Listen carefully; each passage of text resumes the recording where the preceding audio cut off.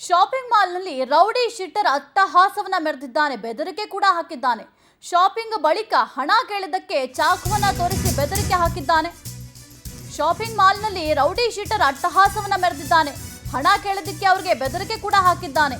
Shopping ಬಳಿಕ ಹಣ ಕೇಳಿದ್ದಕ್ಕೆ ಚಾಕುವನ್ನ ತೋರಿಸಿ ಬೆದರಿಕೆ ಹಾಕಿದ್ದಾನೆ. Ashok Nagar rowdy sheeter Imran alias ಗೋಲಿ ಇಮ್ರಾನ್ ವಿಡಿಯೋ ವೈರಲ್ ಆದ ಬಳಿಕ ಅರೆಸ್ಟ್ ಮಾಡಿದ್ದಾರೆ ಪೊಲೀಸರು.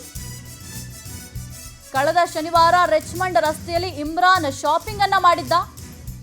ಚಾಕು ತೋರಿಸಿ ಬೆದರಿಕೆಯ ಹಿನ್ನೆಲೆ ಪೊಲೀಸರಿಗೆ ಸಿಬ್ಬಂದಿ ಮಾಹಿತಿಯನ್ನು ಕೂಡ ಕೊಟ್ಟಿದ್ರು.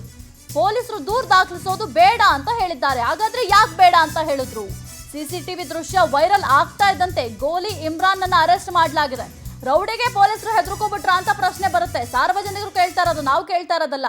ಒಬ್ಬ ರೌಡಿ ಶೀಟರ್ ಇಷ್ಟರ ಮಟ್ಟಿಗೆ ಅಟ್ಟಹಾಸ ಮೆರೆದಿದ್ದಾನೆ, ಅಲ್ಲಿ ಹಣ ಕೇಳೋದಕ್ಕೆ ಈ ರೀತಿಯಾಗಿ ದಾಂಧಲೆ ಮಾಡ್ತಾನೆ ಅಂತ ಅಂದ್ರೆ ಪೊಲೀಸರು ಕ್ರಮ ತಗೊಳ್ಳೋದು ಬಿಟ್ಬಿಟ್ಟು ನೀವು ಕಂಪ್ಲೇಂಟ್ ಕೊಡಬೇಡಿ, ಯಾಕೆ ದೂರು ಕೊಡ್ತೀರಾ ಅಂತ ಹೇಳಿದ್ರೆ ಏನ್ ಅರ್ಥ? ಪೊಲೀಸರು ರೌಡಿಗಳಿಗೆ ಹೆದರ್ತಾ ಇದ್ದೀರಾ? ರೌಡಿಗಳನ್ನ ರಕ್ಷಣೆ ಮಾಡುವ ಕೆಲಸವನ್ನ ಇಲ್ಲಿ ಪೊಲೀಸರು ಮಾಡ್ತಾ ಇದ್ದಾರೆ ಎಂಬ ಪ್ರಶ್ನೆ ಸಾರ್ವಜನಿಕ ವಲಯದಲ್ಲಿ ಕೇಳಿ ಬರ್ತಾ ಇದೆ. ನೀವು ಗಮನಿಸ್ತಾ ಇದ್ದೀರಾ, ಶಾಪಿಂಗ್ಗೆ ಅಂತ ಹೋಗಿದ್ದಾನೆ, ಶಾಪಿಂಗ್ ಮಾಡಲಿ. ಶಾಪಿಂಗ್ ಮಾಲ್ ಅಂದ್ಮೇಲೆ ಶಾಪಿಂಗ್ ಮಾಡ್ಲಿಕ್ಕೆ ಹೋಗ್ತಾರಲ್ವಾ, ಶಾಪಿಂಗ್ ಮಾಡಾದ್ಮೇಲೆ ಹಣ ಕೊಡಬೇಕು. ಅವರು ದುಡ್ಡು ಕೊಟ್ಟೆ ತಂದಿರ್ತಾರಲ್ವಾ, ಹಣ ಕೊಡೋದ್ ಬಿಟ್ಟು ಚಾಕು ತೋರಿಸಿ ಬೆದರಿಕೆ ಹಾಕಿದ್ರೆ ಎಷ್ಟು ಸರಿ? ಕುರಿತು ಹೆಚ್ಚಿನ ಮಾಹಿತಿ ನೀಡ್ತಾರೆ ನಮ್ಮ ಪ್ರತಿನಿಧಿ ವೆಂಕಟೇಶ್. ಇಷ್ಟರ ಮಟ್ಟಿಗೆ ದಾಂಧಲೆ ಮಾಡಿದ್ದಾನೆ, ಅಟ್ಟಹಾಸವನ್ನ ರೌಡಿ ಶೀಟರ್ ಒಬ್ಬ ಮೆರೆದಿದ್ದಾನೆ ಅಂತಂದ್ರೆ ಪೊಲೀಸರು ಕಂಪ್ಲೇಂಟ್ ಕೊಡೋದು ಬೇಡ ಅಂತ ಹೇಳಿದ್ದಾರೆ. ಯಾಕೆ ಕಂಪ್ಲೇಂಟ್ ಕೊಡಬಾರ್ದು? ರೌಡಿಯನ್ನ ರಕ್ಷಣೆ ಮಾಡುವ ಕೆಲಸವನ್ನ ಇಲ್ಲಿ ಪೊಲೀಸರು ಮಾಡ್ತಾ ಇದ್ದಾರೆ ಎಂಬ ಪ್ರಶ್ನೆ ಸಾರ್ವಜನಿಕ ವಲಯದಲ್ಲಿ ಕೇಳಿ ಬರ್ತಾ ಇದೆ. ಒಂದು ಕರ್ತವ್ಯವನ್ನ ಪ್ರಶ್ನೆ ಮಾಡುವಂತಹ ಒಂದು ಸಂದರ್ಭ ಅಂತ ಹೇಳ್ಬೋದು. ಯಾಕಂತ ಹೇಳಿದ್ರೆ ಅಶೋಕ್ ನಗರ ಪೊಲೀಸ್ ಠಾಣೆ ವ್ಯಾಪ್ತಿಯಲ್ಲಿರುವಂತಹ ಒಂದು ರೌಡಿ ಶೀಟರ್ ಇಮ್ರಾನ್ ಏನಿದ್ದಾನೆ, ಈತ ಪ್ಲಸ್ ಶಾಪಿಂಗ್ ಮಾಲ್ ಅನ್ನುವಂತಹ ಒಂದು ಮಾರ್ಟ್ಗೆ ಬಂದಂತವನೇ ಕೂಡ ಒಂದು ಸುಮಾರು 10,000 ರೂಪಾಯಿ ಬೆಲೆ ಬಾಳುವ ವಸ್ತುಗಳನ್ನ, ಸಾಮಗ್ರಿಗಳನ್ನೆಲ್ಲವನ್ನು ಕೂಡ ಬ್ಯಾಗ್ಗೆ ತುಂಬಿಕೊಂಡಿದ್ದಾನೆ. ಆತ ಬಿಲ್ ಕೊಡ್ಬೋದು ಅಂತ ಹೇಳಿ ಕೂಡ ಅಲ್ಲಿ ಕೆಲಸ ಮಾಡ್ತಾ ಇದ್ದವ್ರು ನೋಡ್ತಿದ್ರು. ಆದ್ರೆ ಅದನ್ನ ಹೊರಗಡೆ ಬರ್ತಿದ್ದಂತೆ ಕೂಡ ಆತ ಒಂದು ಎಸ್ಕೇಪ್ ಆಗುವಂತ ಪ್ರಯತ್ನವನ್ನ ಮಾಡ್ತಾನೆ. ಆ ಸಂದರ್ಭದಲ್ಲಿ ಅಂಗಡಿಯವರು ಕೂಡ ಪ್ರಶ್ನೆಯನ್ನ ಮಾಡಿದ್ರೆ ಆತ ಬ್ಯಾಗ್ ನಲ್ಲಿ ಇಟ್ಟಿದ್ದಂತ ಒಂದು ಚಾಕುವನ್ನು ತೆಗೆದು ಅವ್ರ ಮೇಲೆ ಹಲ್ಲೆ ಮಾಡೋದಕ್ಕೆ ಮುಂದಾಗ್ತಾನೆ. ಆಗ ಆತ ತಪ್ಪಿಸ್ಕೊಂಡು ಕೂಡ ಹೋಗ್ತಾನೆ. ಈ ಒಂದು ಎಲ್ಲಾ ದೃಶ್ಯಗಳು ಕೂಡ ಸಿಸಿಟಿವಿಯಲ್ಲಿ ರೆಕಾರ್ಡ್ ಆಗಿರುತ್ತೆ. ರೆಕಾರ್ಡ್ ಆದಂತೆ ಅವರು ಕೂಡ ಅದನ್ನ ತೆಗೆದುಕೊಂಡು ಹೋಗಿ ಅಶೋಕ್ ನಗರ ಪೊಲೀಸ್ ಠಾಣೆಗೆ ಒಂದು ದೂರನ್ನು ಕೊಡೋದಕ್ಕೆ ಹೋಗ್ತಾರೆ.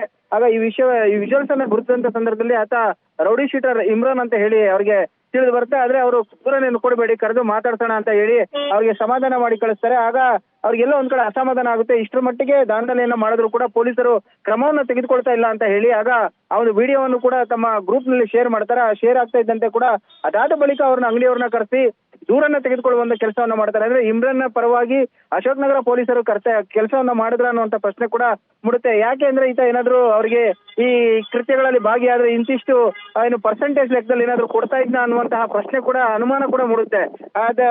ಅವ್ರು ದೂರು ಕೊಟ್ಟಂತ ಸಂದರ್ಭದಲ್ಲಿ ವಿಡಿಯೋ ಸಮೇತವಾಗಿ ಅವರು ದೂರನ್ನ ದಾಖಲಿಸಿಕೊಂಡು ಅವನ್ನ ಅರೆಸ್ಟ್ ಮಾಡಬೇಕಾಗಿತ್ತು, ವಿಚಾರಣೆಯನ್ನ ಮಾಡಬೇಕಾಗಿತ್ತು. ಅದನ್ನ ಬಿಟ್ಟು 4-5 ದಿನಗಳ ನಂತರ ಈ ವಿಡಿಯೋ ವೈರಲ್ ಆದ್ಮೇಲೆ ಪೊಲೀಸರು ಎಚ್ಚೆತ್ಕೊಂಡಿದ್ದಾರೆ ಅಂತ ಹೇಳಿದ್ರೆ ಎಲ್ಲ ಒಂದು ಕಡೆ ಪೊಲೀಸರ ನಡೆ ಕೂಡ ಅನುಮಾನ ಮೂಡಿಸ್ತಾ ಇರುವಂತದ್ದು. ಸದ್ಯ ಆತನನ್ನ ವಶಕ್ಕೆ ಪಡೆದು ವಿಚಾರಣೆ ಮಾಡುವಂತ ಕೆಲಸವನ್ನ ಈಗ ಮುಂದುವರೆಸಿರುವಂತದ್ದು ಸಾಹಿತ್ಯ. ಓಕೆ, ಥ್ಯಾಂಕ್ ಯು ವೆಂಕಟೇಶ್ ನಿಮ್ಮೆಲ್ಲ ಮಾಹಿತಿಗಾಗಿ.